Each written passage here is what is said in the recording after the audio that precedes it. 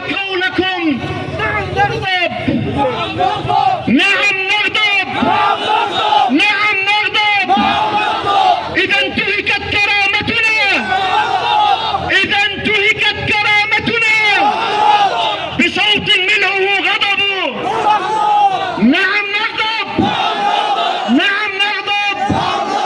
إذا هدمت مساجدنا، إذا هدمت مساجدنا، إذا سجنت أحبتنا، إذا سجنت مشايخنا، إذا حرقت مصاحفنا، إذا اعتقلت حرائرنا، فهل نغضب؟